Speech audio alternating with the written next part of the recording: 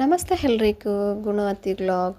ನಾನಿವತ್ತು ಟೈಲರ್ ಅಂಗಡಿ ಹತ್ರ ಹೋಗ್ಬಿಟ್ಟು ಬರುವಾಗ ಅಲ್ಲಿರೋ ನಾಯಿಗಳಿಗೆ ಊಟ ಹಾಕಿ ಬರೋದು ನಂದು ಅಭ್ಯಾಸ. ಅಲ್ಲಿ 3 ನಾಯಿ ಇತ್ತು, ಇನ್ನೂ ಒಂದು ನಾಯಿ ಸತ್ತೋಗಿತ್ತು. ಅಂದರೆ ಮೊನ್ನೆ ಮಲಗಿರುವಾಗ ಹೊಟ್ಟೆ ಮೇಲೆ ಕಾರು ಹೋಗ್ಬಿಟ್ಟಿದೆ, ಅಲ್ಲೇ ಸತ್ತೋಗಿದ್ದಾನೆ ಅವನು. ಅದೇನು ಮೇನ್ ರೋಡಲ್ಲ, ಏನಿಲ್ಲ, ಮನೆ ಪಕ್ಕ ಮಲ್ಕೊಂಡಿರೋದು. ಮನೆ ಪಕ್ಕದಲ್ಲಿ ಏನು ರೋಡ್ ಇರುತ್ತಲ್ಲ, ಅಲ್ಲಿ ಮಲ್ಕೊಂಡಿರುವಾಗ ಕಾರು ಹೊಟ್ಟೆ ಮೇಲೆ ಹೋಗಿ ಸತ್ತೋಗಿದ್ದಾನೆ. ಅವನು ಇಲ್ಲದೆ ಇರೋದು ನೆನೆಸ್ಕೊಂಡ್ರೆ ತುಂಬ ಬೇಜಾರಾಗುತ್ತೆ. ಅವನು ನಾವು ಓಡಾಡುವಾಗಲೆಲ್ಲ ಮುಂದೆ ಹಿಂದೆ ಓಡಾಡಿಕೊಂಡೇ ಬರ್ತಾಯಿದ್ದ, ಸೌಂಡ್ ಮಾಡಿಕೊಂಡು. ತುಂಬ ಚೆನ್ನಾಗಿರ್ತಾ ಇದ್ದ ಮತ್ತು ನೀಟಾಗಿರ್ತಾಯಿದ್ದ. ಎಷ್ಟೇ ನಾಯಿ ಬಂದರೂ ಕೂಡ ಅವನು ಭಯ ಪಡ್ತಾ ಇರಲಿಲ್ಲ. ಹೊಸ ಜನಗಳು ಬಂದರೂ ಅವನು ಎಷ್ಟೊತ್ತರ ಆಗಲಿ ಬಗ್ಳ್ಕೊಂಡು ಇರ್ತಾ ಇದ್ದ.